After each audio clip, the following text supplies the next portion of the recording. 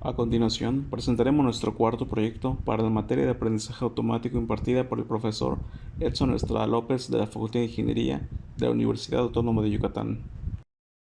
Este proyecto fue realizado por los estudiantes de licenciatura en Ingeniería Física Damián Ismael Allín Canché, Alfonso Noé Castillo González, Aarón Hernández Arcique y un servidor Cristian Manuel Chen García. Nuestro proyecto se titula como Predicción de supervivencia de los pasajeros en el Titanic, el cual tiene como objetivo comparar el desempeño de diversos algoritmos de clasificación en la solución de un problema de aprendizaje supervisado. En este caso serán tres los algoritmos de clasificación a implementar. Uno de ellos que ya hemos usado anteriormente, el cual es el Logistic Regression, además de dos técnicas nuevas, una siendo el Support Vector Machine y el otro Decision Tree, para la base de datos Titanic, la cual describiremos a detalle más adelante. Para la realización de este proyecto definimos tres objetivos particulares. El primero de ellos es entrenar modelos de predicción para el caso de estudio Titanic, que se trata de una base de datos que ayuda a diferentes atributos de pasajeros con la supervivencia o no de los mismos. Como segundo objetivo es predecir la probabilidad de supervivencia que tiene una persona usando sus principales características, edad, sexo, clase socioeconómica, etc. Y como tercer objetivo tenemos que determinar qué método de clasificación de los ya mencionados anteriormente realiza la mayor cantidad de predicciones correctas, es decir, cuál predice de manera más precisa si sobrevivió o no el pasajero o tripulante del accidente. Para comprender mejor los objetivos señalados anteriormente, realizaremos una breve descripción general de lo que se realizó en este proyecto. Ya mencionamos que utilizaremos una base de datos llamada Titanic, y es que como bien sabemos, hace más de 100 años, el famosísimo embarcamiento Titanic se hundió después de chocar contra un iceberg. Este accidente resultó en la muerte de aproximadamente el 67% de pasajeros y tripulación, lo que es básicamente decir que solamente sobrevivió uno de cada tres personas que navegaban el barco. Y si bien se puede decir que hubo algún elemento de suerte involucrado a la hora de sobrevivir, los datos nos dicen que parece haber algunos grupos de personas que tenían más probabilidades de sobrevivir que otros. Entonces, lo que realizaremos en este proyecto es desarrollar modelos predictivos que respondan a la siguiente pregunta: ¿qué tipo de personas tienen más probabilidades de morir? De manera que utilizaremos los datos de pasajeros como nombre, edad, sexo, clase socioeconómica, etc. para implementar modelos. Primeramente realizaremos un análisis exploratorio de los datos y después aplicaremos los modelos de clasificación que ya conocemos, siendo uno el Logistic Regression y por otra parte implementaremos dos nuevas técnicas de aprendizaje, la cual es el Support Vector Machine no lineal y Decision Tree. Por otra parte, la base de datos a utilizar cuenta con dos conjuntos de datos similares e incluyen información del pasajero. Un conjunto de datos se titula train.csv y el otro test.csv. El conjunto de entrenamiento, el que se titula train.csv, debe usarse para crear los modelos de aprendizaje automático. Este contendrá los detalles de un subconjunto de pasajeros a bordo y, lo que es más importante, revela si sobrevive o no. Por otra parte, el conjunto de datos test.csv se usará para ver qué tan bien desempeñan los tres modelos que implementaremos con los datos nuevos. Contiene información similar al otro set de datos, la diferencia es que este set no revela la supervivencia de cada pasajero, de manera que en este conjunto de pruebas usaremos cada modelo que entrenamos para predecir si sobrevivieron o no los pasajeros al hundimiento del Titanic.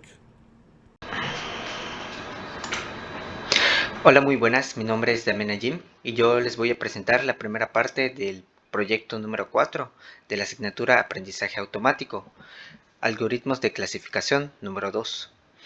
En esta primera parte trató de análisis y prellenado de datos, codificación y división de los mismos. Y para poder implementar todo lo relacionado a esta primera parte, lo que se hizo fue primero importar las librerías principales, que son NumPy, Pandas y Matplotlib. Después se cargó la carpeta de Git donde está la base de datos y posteriormente se comenzó con el análisis. Y para ello se cargó el archivo de datos y se imprimió el tamaño del data frame y sus primeras filas para observar de forma general la estructura de la matriz de datos. Y esto se hizo con las funciones de pandas, se leyó el archivo CSV, después se imprimió la forma y finalmente la forma general del archivo. Y se puede notar que se tienen unas 891 filas y 12 columnas. Y estos son los datos de las personas que sobrevivieron o no sobrevivieron de la embarcación del Titanic. Y cada una de las columnas se representan diferentes datos de estas personas. Como por ejemplo si sobrevivió, que es 0 si no sobrevivió y 1 si sí lo hizo. Su clase, si era de clase media, alta, baja. Después se tiene el nombre de la persona, su sexo, edad y entre otras características, como por ejemplo el tipo de cabina en el que se encontraba. Y de forma general se notó que había ausencia de datos en varias columnas. Entonces, para verificar cuántos datos no nulos había en cada una, se decidió utilizar la función dropNA en cada una de las columnas del data frame. Y con esto se eliminaron las columnas que contienen un dato nulo o none y se imprimió el tamaño del data frame con las filas dañadas eliminadas. Entonces, para poder hacer este análisis, primero se creó un arreglo con todos los features que tiene la matriz de datos y después se le aplicó un dropNA a cada columna. Entonces, el resultado de este for fue el siguiente, donde cada fila impresa representa la cantidad de datos en la columna, ignorando aquellos que son nulos. Y con base en este análisis se notó que casi todas las columnas están completas, excepto H, Kevin y Embarked. A continuación se lista lo que decidió hacer para tratar a cada uno de estos. Para la columna Kevin, es una columna de strings muy específicos y son 687 los que faltan prácticamente. Entonces consideramos que lo mejor es ignorar por completo a esta columna.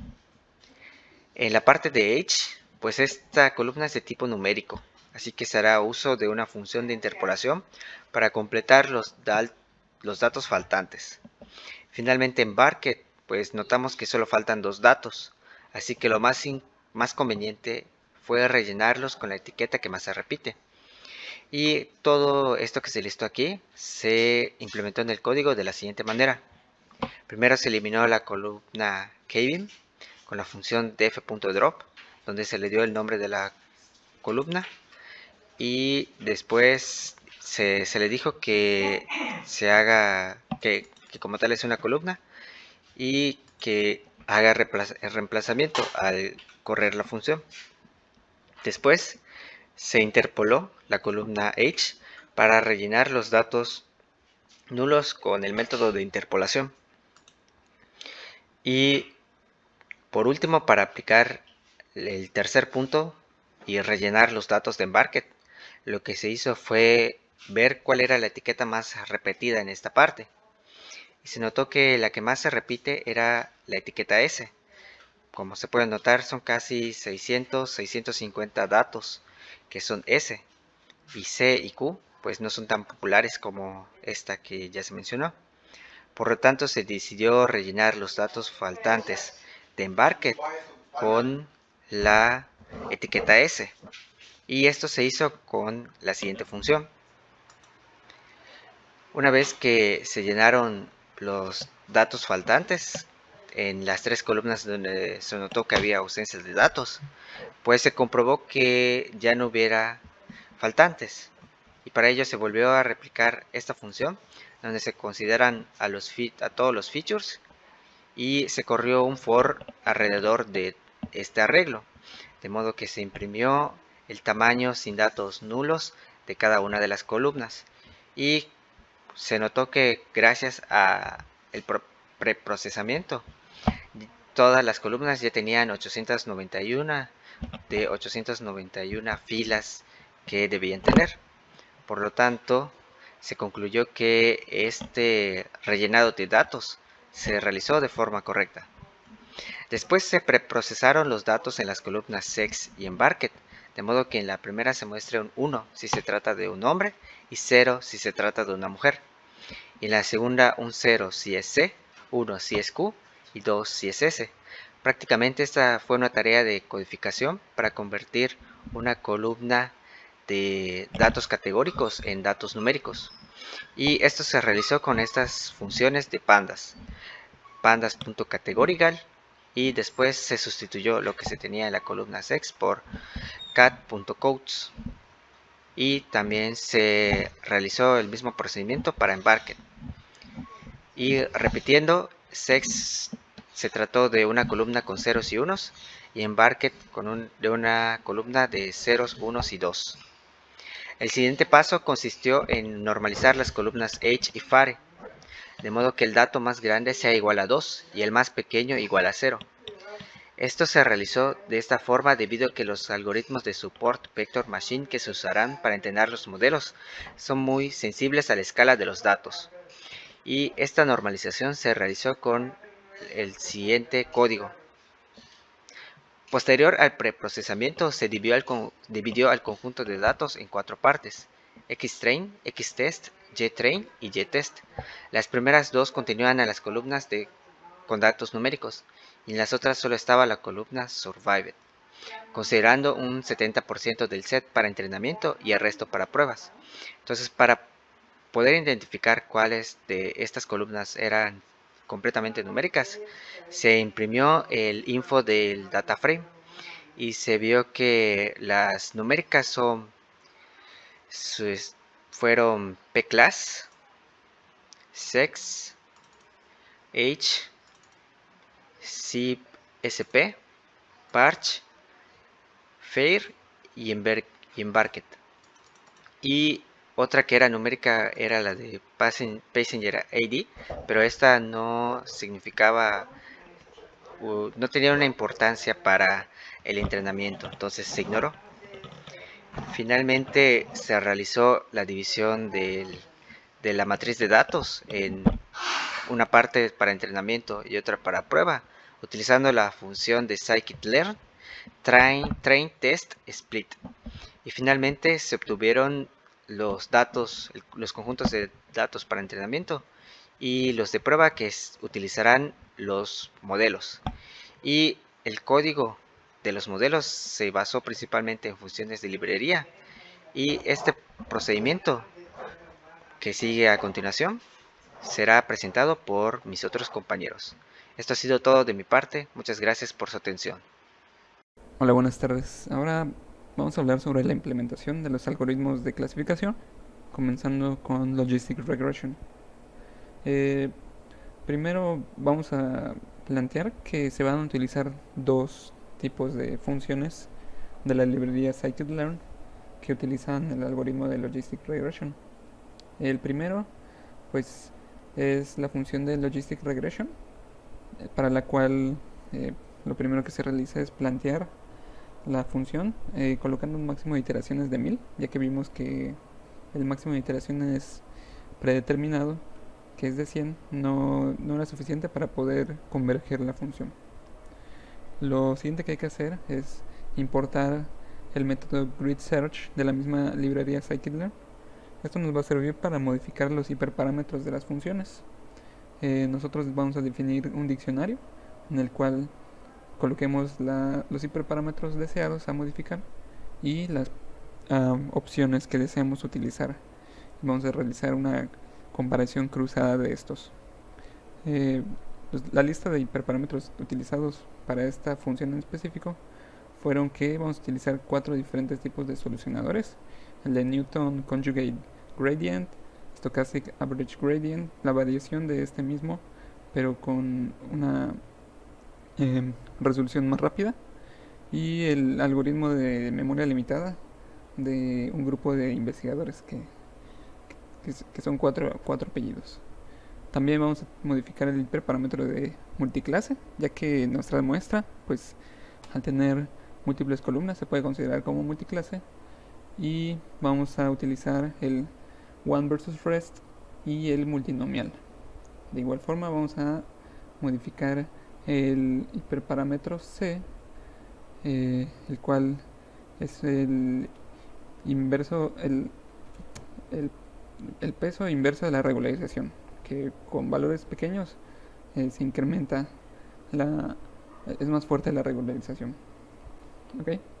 Entonces ahora se aplican la lista, la lista antes mencionada en el método, utilizando la función o el método gridSearchCB, y después realizamos el entrenamiento con el punto fit, utilizando nuestras variables de entrenamiento xtrain y ytrain, lo cual esto toma alrededor de 40 segundos en resolverse, y al final escogemos los mejores parámetros, que obtuvimos una C con un valor de 5, utilizando el algoritmo de one versus rest y el solucionador de Newton conjugate gradient. ¿Okay? Entonces, ya que conocemos los valores o los hiperparámetros ideales para este caso en específico, procedemos a realizar la predicción utilizando el mismo modelo .predict y con la variable de testeo, que en este caso pues son prácticamente todas las columnas excepto la de survive. Entonces, después se utiliza o se calculan algunas puntuaciones para determinar la precisión del método y la exactitud, y vamos a observar que la exactitud nos dio un 77.6%, mientras que la precisión un 75.5%. La puntuación del recall nos dio un 67.3% y el score F1 nos dio un 71.2%. Cuanto a la matriz de confusión, pues podemos observarla aquí: 134 positivos verdaderos, 24 falsos verdaderos,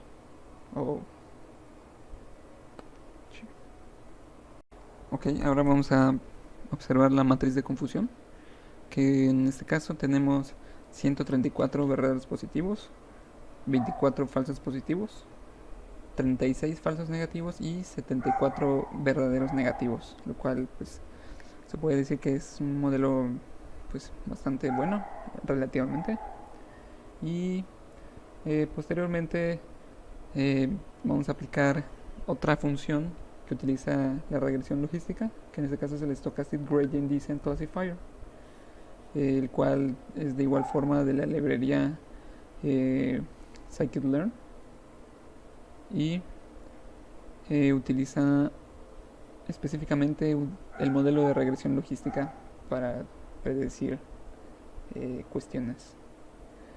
En este caso igualmente colocamos un máximo de 1000 iteraciones y un running state de 52, que fue con el cual encontramos la mayor precisión y exactitud posible dentro de un rango de búsqueda. Nuevamente se utiliza el grid search, y aquí se plantean otros hiperparámetros. En este caso primero se escoge entre 4 tipos de learning rates, que es de forma constante, en el cual se utiliza directamente el valor de eta 0.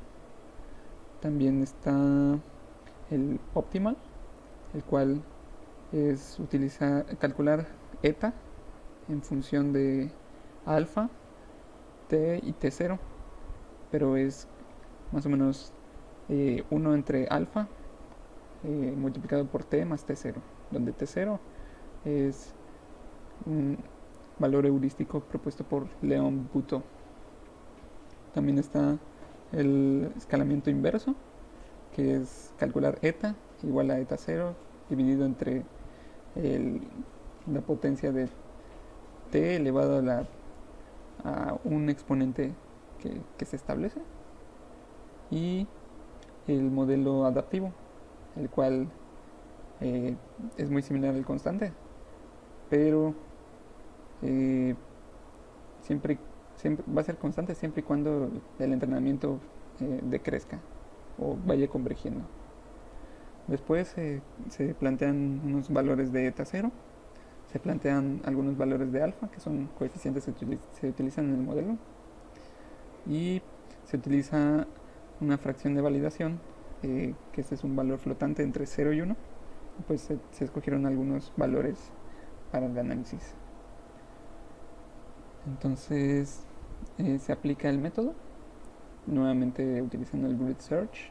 Después se entrena el modelo utilizando las variables de entrenamiento, para lo cual nos otorga los mejores parámetros, que en este caso fue alfa igual a 1 por 10 a la menos 5. También eta 0, 1 por 10 a la menos 5. El tipo de learning rate fue óptimo. Y la fracción de validación es de 0.01. Entonces, ahora se realiza la predicción utilizando los valores de prueba y se evalúa las puntuaciones del método utilizando las variables de test, para lo cual nos dio una precisión de 71.6%, una precisión de 90.5%, una puntuación de recall de 34.5% y un score de 0.5, un score de F1. Ahora, la matriz de confusión. Aquí los positivos fueron muchos más que los de Logistic Regression. Tuvimos 154 verdaderos positivos y solamente 4 falsos positivos. 72 falsos negativos. Aquí se incrementó el valor de falsos negativos. Y 38 verdaderos negativos. Entonces, pues sí hubieron más falsos negativos, pero hubieron muchos más verdaderos positivos. A continuación hablaremos de otras funciones utilizadas. Hola, buenas tardes, yo soy Alfonso Castillo y les voy a terminar de explicar las implementaciones de los modelos. Ahora pasamos a los Support Vector Machine. Como son no lineales, utilizamos el modelo RBF, Radial Basis Function, y el modelo polinomial. Primero empezamos por el RBF. De aquí se importa el modelo y se le pone que el kernel va a ser por RBF. Se va a importar el método grid search de la librería sklearn. Aquí los parámetros que vamos a cambiar es C, que es un parámetro de peso, y gamma, que es un parámetro que va en el exponencial e a la gamma. Vamos a probar con estos valores y se le va a aplicar el grid para que busque cuál es el mejor. Los mejores hiperparámetros encontrados son C igual a 1000 y gamma igual a 0.01. Ya con estos parámetros podemos predecir con el mejor resultado y podemos ver sus puntuaciones. En este caso nosotros estamos evaluando el accuracy, la precisión, el recall y el score F1. La accuracy sabemos que es el número total de aciertos entre el número total entre el número total de veces que se utilizó el modelo. La precisión es el número total de positivos verdaderos entre el número total de positivos, los verdaderos como los falsos positivos. El recall es el número total de positivos entre el número total de positivos más el número de falsos negativos, o sea, los que deberían ser positivos. Y el score F1 es un promedio pesado de la precisión y el recall. Entonces podemos ver que, por ejemplo, nuestra precisión, o sea, el número de positivos correctos entre el número de positivos totales, fue de un 77.08%. Nuestra exactitud, que sería las veces correctas de los dos, fue de un 78%. Esto pues es mejor que algunos de los modelos anteriores, pero no tanto. Hay unos que han sacado unos mejores scores. Y la matriz de confusión la podemos ver aquí. Se imprime la matriz de confusión y podemos ver que el total negativos verdaderos en 136 y el total de positivos verdaderos es 136 y el total de falsos verdaderos es 74. Luego se hizo con el modelo polinomial, se importó el modelo y pues se puso que el kernel va a ser de tipo polinomial, y pues de nuevo se importa el método de Grister para ayudarnos a que sea más sencillo. Se generó una lista con los hiperparámetros. Para esta función polinomial tenemos el coeficiente 0 y el grado del polinomio.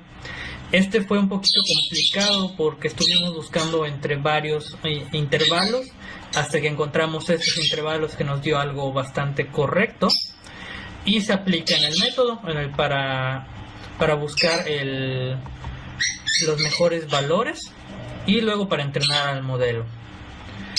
Los mejores parámetros o los mejores hiperparámetros, que es el coeficiente 0, nos dio menos 0.1 y el degree nos dio de tercer grado. Se predice basado en los hiperparámetros verdaderos, los hiperparámetros mejores, y se calculan sus puntuaciones. Aquí podemos ver que salieron un poco más bajas que la exponencial, y pues la exponencial sería como un polinomio de grado muy muy alto o infinito.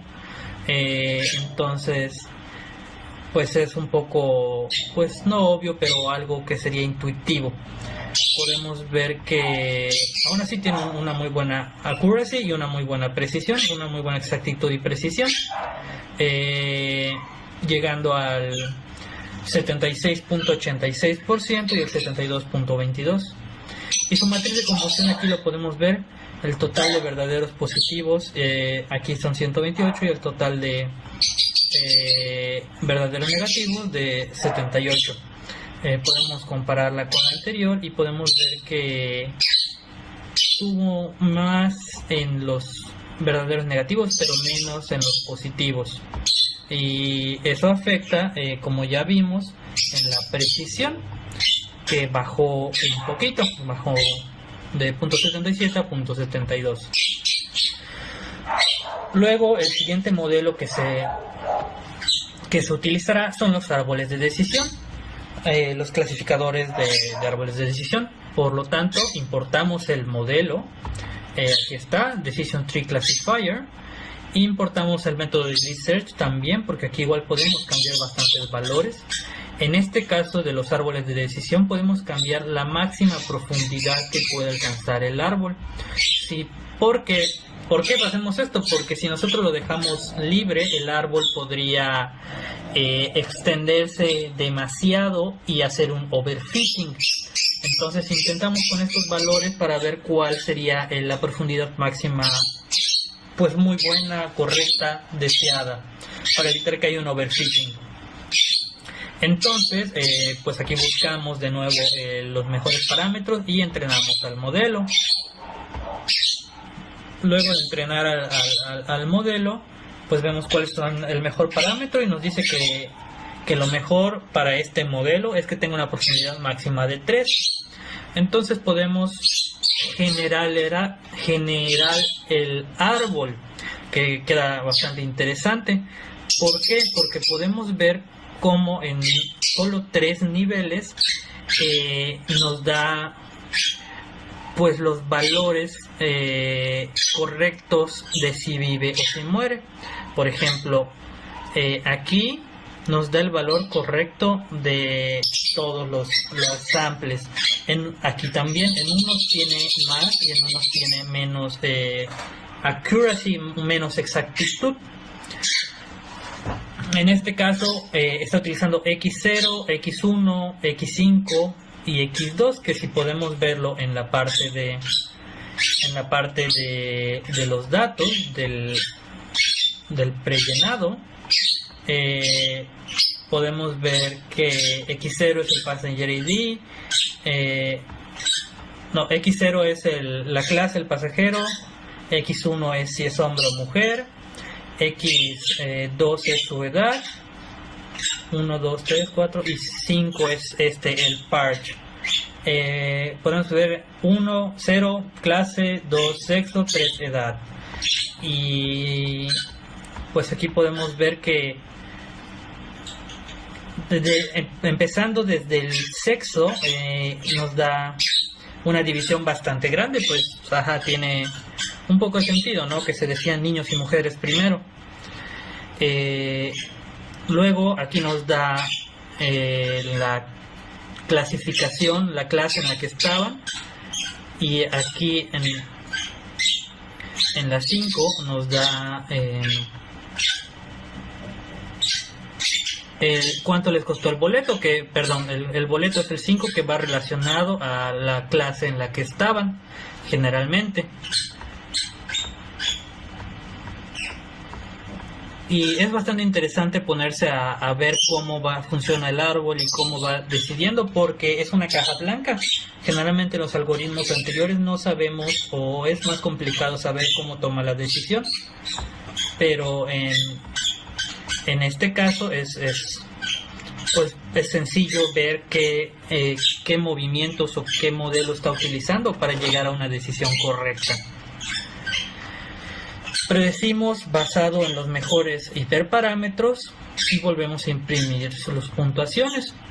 Podemos ver que su accuracy, o sea, el total de verdaderos positivos y verdaderos negativos entre el total de muestras, es bastante alto.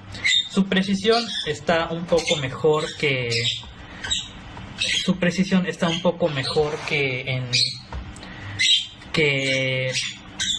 que la del algoritmo polinomial, pero es menor que la del algoritmo RBF. Y pues podemos ver la matriz de confusión, que se parece bastante, toma lo mejor de la polinomial y del RBF y nos quedan unos valores bastante altos para sus verdaderos positivos y sus verdaderos negativos. Esto es todo de la parte de implementación del modelo. Muchas gracias. Muy bien, ahora para finalizar este magnánimo video, vamos a realizar la comparación de los resultados obtenidos a lo largo de este notebook. Primero realizamos unas 3 listas en las cuales primero listamos los modelos utilizados, luego los puntajes de exactitud obtenidos y de tercero los puntajes obtenidos de precisión. Luego generamos una gráfica de barras en las cuales comparamos los modelos utilizados contra los puntajes obtenidos en porcentaje. El modelo con mayor exactitud fue el Random Forest, para el cual se obtuvieron 78.7%, y el más bajo fue el Stochastic Gradient Descent Classifier con 71.6%.